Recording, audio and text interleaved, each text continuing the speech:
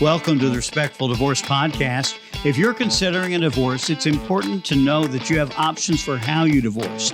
On the Respectful Divorce Podcast, we explore those options and provide advice.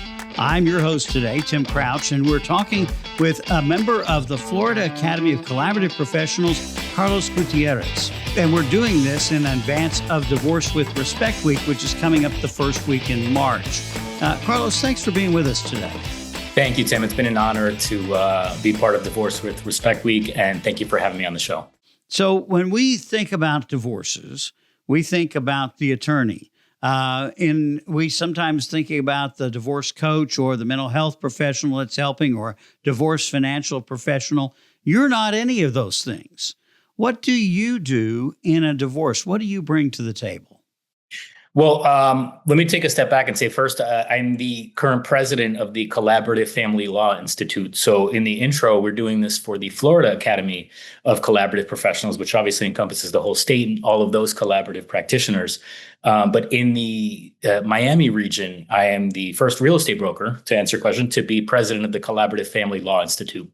So you asked what I do. I mean, my job is really twofold. As president, I make sure that the members, which are the attorneys, the mental health professionals, and the financial neutrals, and then allied professionals like myself, you have the best member experience so they're able to best engage, exchange referrals, understand each other's practices, and then best, as a result, best serve the clients and the consumers who need consultations on divorce.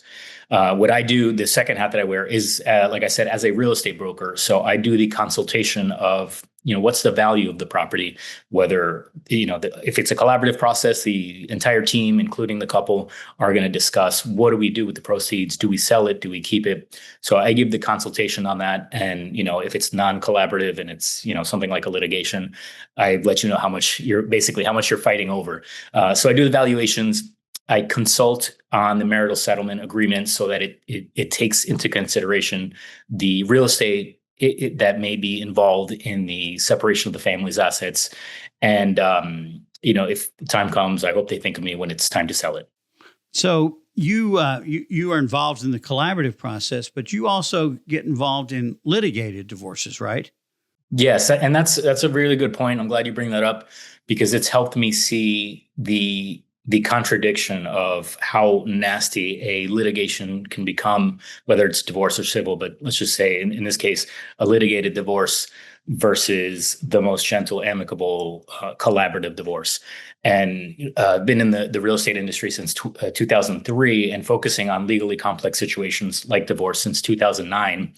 And I also testify as an expert witness in litigated matters. So that means, if it's really going downhill, the couple's at each other's throat and they're fighting over everything, including the real estate. I come in, give my opinion on how things should have been done or how they should be done, or the valuation of the property. And then the courts and the attorneys value that opinion and they hire me to come in. Now in collaborative, that is, it's obviously not necessary because there's no litigation, but I give my insight and my advice on what should be done as far as the property.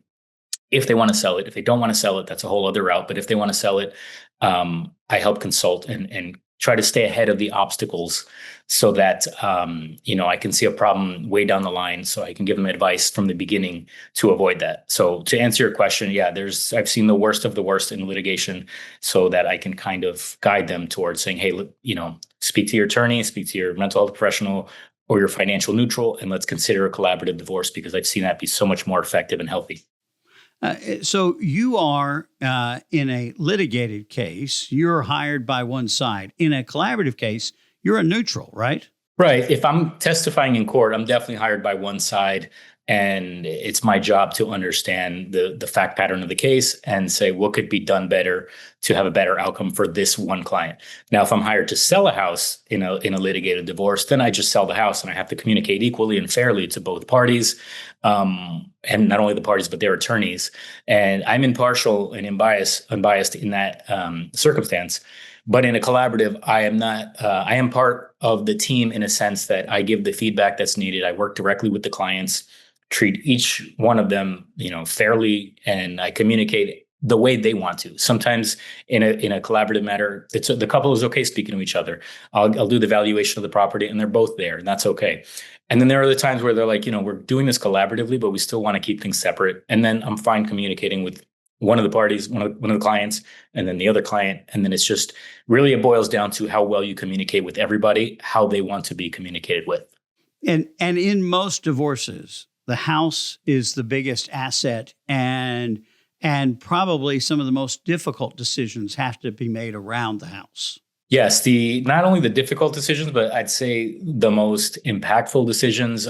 We see divorces almost at every, I don't want to say price point, but high net worth families and regular everyday 2-income families.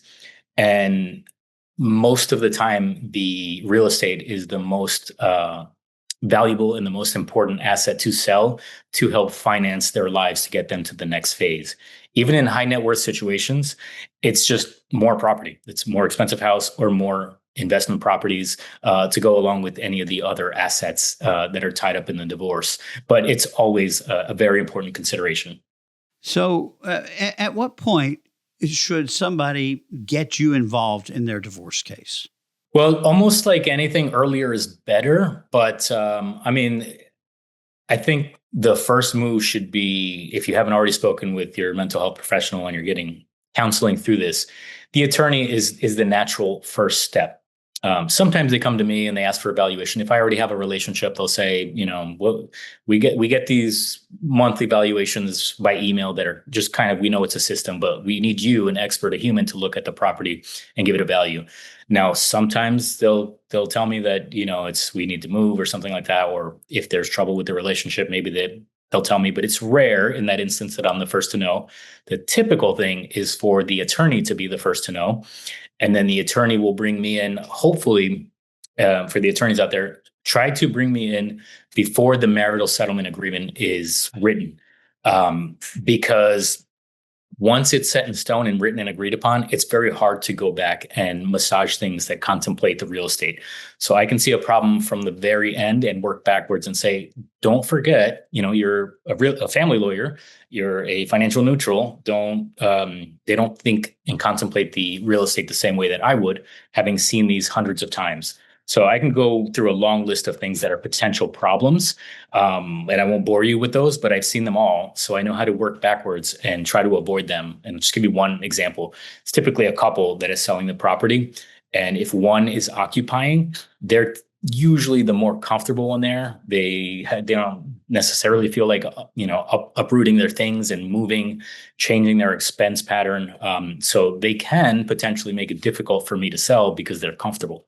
So I see those things and I try to get ahead of them and be the most value to the attorney, but also protect the clients really from themselves. And I guess one of those decisions along the way is how much house can I afford? And knowing that early is better from getting that sense of what you can afford. Yeah, and I think one of the brilliant parts of collaborative is that everything is done with a team in mind.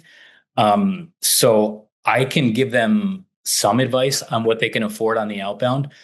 But when it comes to those things like numbers and qualifying and even how to write your marital settlement agreement so that you can most properly and easily qualify for the next purchase, we bring in professionals. We have other professionals that are maybe on the mortgage side, but are collaboratively trained and have seen hundreds of these. And that's the best part about the collaborative is I can do one thing and I stay in my lane. I do it well, and I know when it's time to bring in another professional or say maybe this is a question for so and so. So we're doing this ahead of Divorce with Respect Week.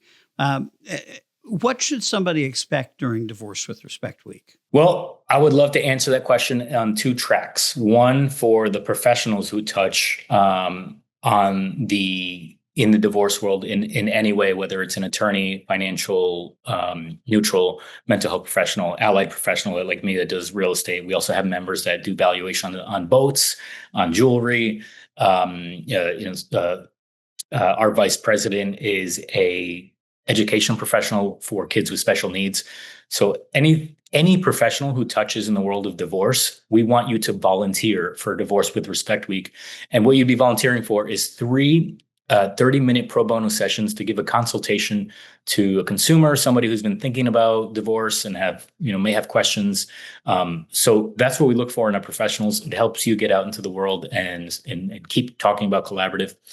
And then the other track that I would like to talk about is, a person. If you're listening to this, or if you've been fortunate enough to hear about collaborative, get with one of our professionals, take us up on one of those consultations and ask the questions of why collaborative? Why haven't I heard more about this? Why should I hear more about this? And why should I consider that versus, stepping in the ring and duking it out with my ex?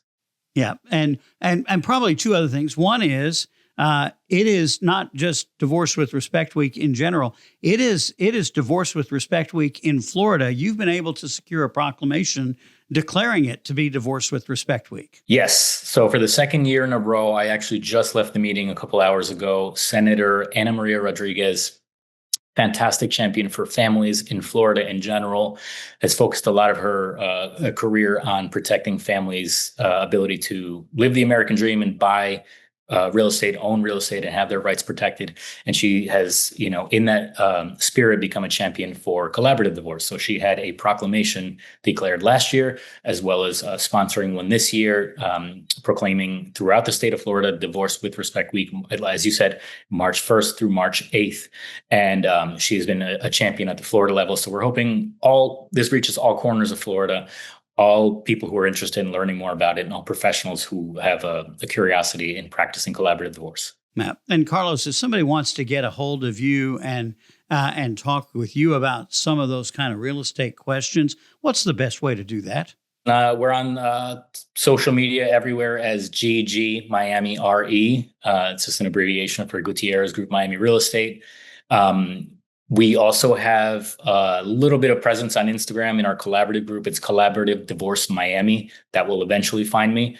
But I'm sure wherever at the bottom of this podcast, you can put some contact information, and I would love to hear from anybody.